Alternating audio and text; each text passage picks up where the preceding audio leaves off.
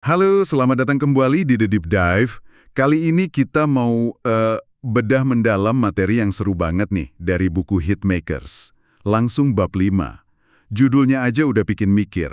Pikiran Pembuat Mitos 2, Sisi Gelap Hits. Ada soal vampir Hungaria, Putri Disney, sampai berita kabel. Wah, campur aduk ya. Kita akan coba kupas gimana sih pikiran kita ini, kadang tanpa kita sadari loh, merangkai dan mengonsumsi cerita-cerita populer, sebut aja mitos zaman modern gitu ya. Dan gimana proses ini tuh ternyata punya sisi gelapnya, berbahaya malah, tak tertentu. Entah itu dongeng putri waktu kecil, atau berita heboh kemarin, kok rasanya nempel banget ya, sampai bisa ngebentuk cara kita mandang dunia gitu. Nah, kita bakal lihat nih, gimana narasi-narasi ini, yang seringnya terasa familiar, enak diikuti, malah bisa nyisipin bias, atau mungkin manipulasi pemahaman kita, atau malah mendorong stereotip. Contohnya banyak, nanti kita bahas dari film anak-anak, terus strategi di balik berita kabel, sampai ya itu tadi, mitos vampir yang udah lama banget tapi masih relevan buat nunjukin kuatnya cerita. Iya, bener banget. Ini bukan cuma soal apa yang lagi ngetop atau populer aja ya, tapi lebih ke mekanisme psikologis di belakangnya. Bab ini nih fokus banget nunjukin gimana familiaritas, rasa kenal itu, dan kemudahan otak kita mencerna info, apa ya istilahnya, fluensi, itu nggak selalu bagus dampaknya. Bisa dibilang, ini sisi lain koin popularitas lah ya. Sisi yang kadang bikin kita jadi rentan. Jadi yuk mari kita coba bongkar bareng-bareng nih lapisan-lapisan ini. Oke, siap. Kita mulai dari dasarnya dulu kali ya, kekuatan cerita itu sendiri. Buku ini kan ngebahas ya, gimana pola narasi tertentu, kayak perjalanan pahlawan atau monomythnya Joseph Campbell, itu jadi kayak cetak biru universal, yang kita kenal banget dan kita suka. Polanya ada di mana-mana kan, dari Star Wars sampai film Disney kayak Zootopia gitu. Strukturnya akrab aja rasanya, gampang diikutin. Tapi pertanyaannya, kenapa sih pola yang itu-itu lagi bisa kuat banget pengaruhnya? Bahkan sampai bisa, kayak yang Anda bilang tadi, nanamkan bias. Nah, itu dia intinya. Familiaritas struktur cerita ini memang ya bikin nyaman, menghibur. Kita kayak udah tahu polanya, bakal ada solusi, ada kelegaan di akhir, tapi nah di sisi lain, kenyamanan ini justru kayak ngebuka pintu gitu loh, buat ide-ide tertentu masuk secara halus, tanpa kita sadar. Disinilah potensi sisi gelapnya. Contoh paling kena itu dari risetnya Gina Davis Institute on Gender and Media. Mereka kan neliti representasi gender khususnya di tontonan anak-anak. Wah, iya. Temuan mereka ini jujur agak bikin kaget ya, sekaligus miris. Saya baca itu, riset mereka nunjukin kalau karakter perempuan yang kuat, yang kompleks gitu, wah sedikit banget di program anak-anak, apalagi film rating G. Seringnya karakter perempuan kalau nggak digambarin hiperseksual, ia jadi damsel in distress. Damsel in distress ya kan, gadis tak berdaya yang tugasnya cuma nunggu diselamatin karakter cowok. Nah, persis. Ini kayak proses pembudayaan dari kecil ya jadinya. Bikin bias gender ini rasanya jadi ya wajar aja. Kayak nafas, nggak kerasa, tapi terus terjadi. Betul. Dan efek kumulatifnya ini yang wah signifikan. Coba Anda bayangkan, anak-anak nonton ribuan jam tayangan kayak gini. Di usia emas mereka loh, usia di mana mereka paling gampang nyerap informasi, ngebentuk pandangan dunia. Secara nggak sadar, ini bisa kayak ngajarin satu generasi perempuan buat mungkin merasa bersalah kalau mereka tegas, asertif. Dan di sisi lain, ngajarin generasi laki-laki punya ekspektasi yang gimana ya, nggak realistis atau bahkan problematik ke perempuan. Ini jadi kayak lingkaran setan, bias bawah sadar, unconscious bias, yang terus diwarisin dari generasi ke generasi. Seringkali pembuat filmnya aja mungkin nggak niat buruk, atau bahkan penontonnya nggak sadar. Halus banget nyelipnya lewat cerita yang kita nikmatin itu. Itu dia poinnya.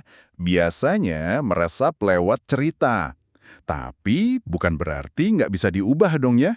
Buku ini kan juga nyinggung tuh, gimana norma budaya bisa berubah cepat banget di isu lain. Contohnya soal penerimaan pernikahan sesama jenis di AS. Kurang dari 20 tahun loh, pandangan yang tadinya radikal banget jadi mainstream. Ini kayak bukti ya, kalau prasangka itu sebenarnya cerita yang kita pelajari, bukan bawaan lahir yang permanen gitu. Tepat sekali, sangat tepat. Ini nunjukin kalau narasi budaya itu dinamis, bisa diubah. Bahkan kepercayaan yang buat kita sekarang mungkin aneh banget ya, nggak masuk akal, kayak ketakutan massal soal vampir di Hungaria abad ke-18 itu. Itu kan produk cerita dan budaya zaman itu. Filsuf Voltaire aja sampai nyatet fenomena vampirisme ini dengan heran gitu. Jadi contoh gimana cerita bisa ngebentuk realitas bareng-bareng, bahkan soal hal supernatural yang nggak bisa dibuktiin. Kuat banget kan narasi itu? Secara biologis kita mungkin ya nggak beda jauh sama orang zaman dulu, tapi perpustakaan cerita yang kita pelajari, yang kita percaya itu beda banget. Jadi iya, prasangka, kefanatikan itu sifatnya dibuat.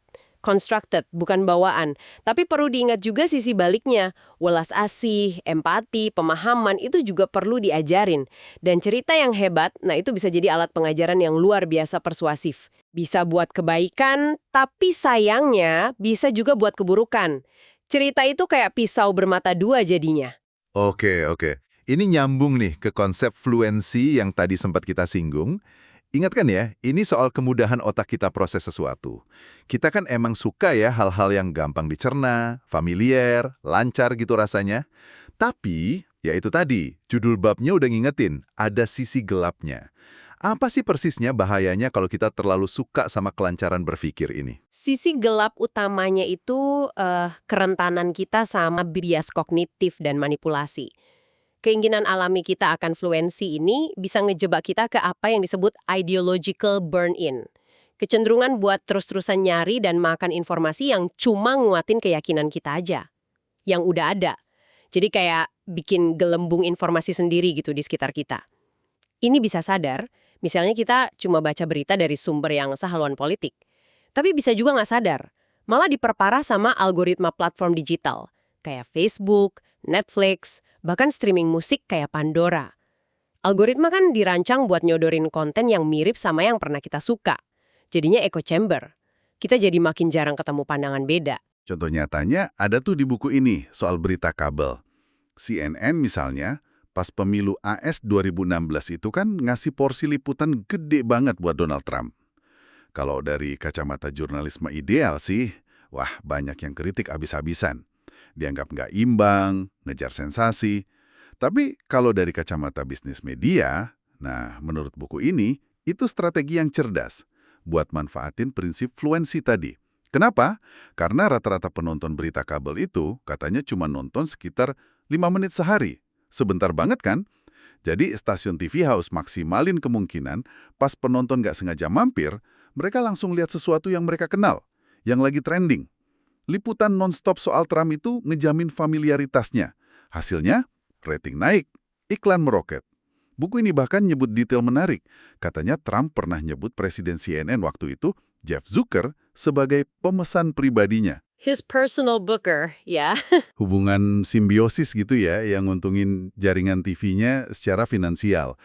Kata salah satu sumber di buku itu, ya emang ekonomi televisi itu bukan permainan moral, mereka mainnya sama psikologi audiens. Nah itu contoh gimana fluensi dieksploitasi buat bisnis. Ada lagi yang lebih halus, tapi nggak kalah bahaya. Gimana familiaritas itu bisa bikin kebohongan terasa benar lama-lama. Ada studi menarik di buku ini. Mereka neliti efektivitas artikel pembongkaran mitos, myth busting gitu. Hasilnya cukup bikin kaget loh. Ternyata sekedar ngulang klaim yang salah, meskipun tujuannya buat nyanggah klaim itu malah bisa ningkatin kemungkinan orang salah ingat, nganggapnya fakta di kemudian hari. Misalnya kalimat, mitos, tulang rawan hiu baik untuk radang sendi. Walaupun ada kata mitos, pengulangan frasa tulang rawan hiu baik untuk radang sendi itu bikin jadi familiar. Otak kita ini kan cenderung malas ya. Sering salah ngartiin rasa familiar, rasa gampang proses info ini sebagai tanda kebenaran. Jadi ya, familiaritas bisa ngalahin kebenaran. Ngulang kebohongan, walau buat bantah, malah berisiko nguatin. Dan ini ternyata berlaku juga di retorika politik. Buku ini nyinggung teknik kayak anti-metabole. Itu loh struktur kalimat yang dibalik. AB, BA. Contoh paling terkenalnya kan kutipan JFK itu ya. Jangan tanyakan apa yang negara Anda bisa berikan untuk Anda. Jangan tanyakan apa yang Anda bisa berikan untuk negara Anda. Iya. Teknik kayak gitu kan manfaatin banget prinsip fluensi. Strukturnya simetris, kayak prima, gampang diingat. Otak kita suka banget sama yang gitu. Akibatnya, argumen yang disampaikan pakai cara itu rasanya lebih kuat, lebih pinter, Lebih ngena, lebih meyakinkan. Terlepas dari isi argumennya benar atau enggak. Ini bisa jadi alat bagus buat nyampein ide penting sih.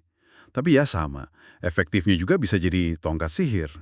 Nyulap ide dangkal, nggak logis, atau meragukan, jadi kedengaran menarik banget cuma karena kemasannya fasih. Enak didengar. Oke, jadi kalau fluensi gampangnya mikir ada sisi gelapnya. Bikin kita rentan ini itu. Terus lawannya gimana? Disfluensi. Kondisi pas kita ngerasa agak susah gitu proses informasi. Apa mungkin malah ada sisi terangnya?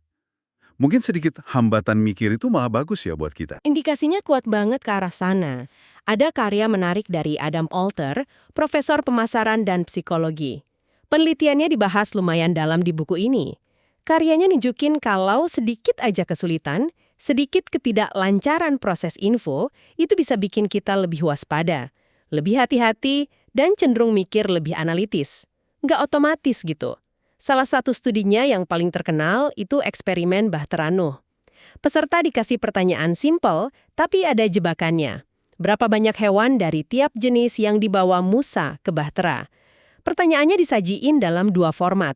Satu, fontnya jelas banget, gampang dibaca. Satu lagi, fontnya sengaja dibikin agak buram, susah dibaca. Hasilnya, kelompok yang baca pakai font susah dibaca itu, secara signifikan lebih banyak yang sadar sama kelirunya pertanyaan itu. Kan harusnya Nuh, bukan Musa. Oh, jadi gara-gara fontnya susah dibaca, mereka jadi lebih teliti gitu ya? Ya, persis. Font yang kurang lancar dibaca ini kayak maksa mereka buat pelan-pelan, baca lebih hati-hati, proses infonya lebih dalam. Disfluensi ini kayak alarm kognitif halus gitu.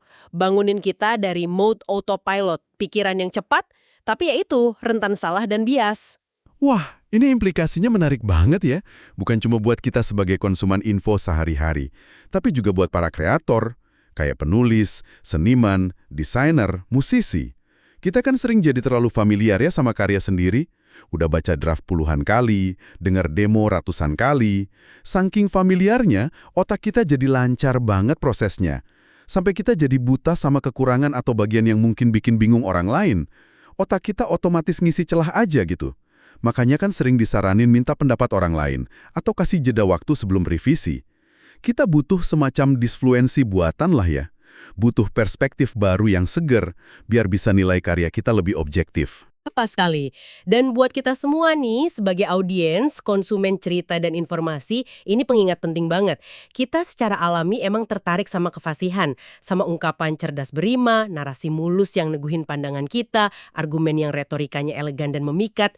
Tapi justru karena narasi hebat itu begitu menggoda, gampang dicerna, fasih banget, maka cerita-cerita terbaik yang paling memikat, paling populer, nah itulah yang layak dapat dosis skeptisisme paling gede dari kita. Kita perlu ngelatih diri secara sadar, jangan gampang terbuai sama kemasan. Perlu belajar milah, mana nih cerita vampir, maksudnya mitos modern ya, yang menarik, familiar, tapi mungkin nyesatin atau bahaya. Dan mana nih sains, fakta, data, analisis, yang mungkin penyajiannya kurang naratif, lebih susah diproses, lebih disfluen, tapi lebih akurat, lebih dekat ke kebenaran yang kompleks. Intinya, jangan samain gampangnya nyerna sama benarnya sesuatu. Jadi kesimpulan dari bedah mendalam kita soal bab 5 hitmakers ini jelas banget ya cara kita memahami dunia, apa yang kita anggap keren, benar, apa yang kita suka, bahkan apa yang kita percaya, itu semua dipengaruhi banget sama cerita-cerita yang kita konsumsi. Dan juga ya seberapa gampang cerita itu masuk ke otak kita. Sisi gelapnya nyata, potensi kita kejebak di gelembung bias sendiri, jadi sasaran empuk manipulasi komersial atau politis, dan tanpa sadar ikut ngelangdengin stereotip negatif yang seringkali nyempil di narasi populer yang kita nikmatin sehari-hari. Nah, ini bawa kita ke satu pertanyaan reflektif nih, yang mungkin bisa Anda bawa pulang, Anda renungkan, mengingat betapa gampangnya narasi dan familiaritas ini ngebentuk persepsi dan keyakinan kita, sering di bawah radar kesadaran dan kadang dampaknya negatif.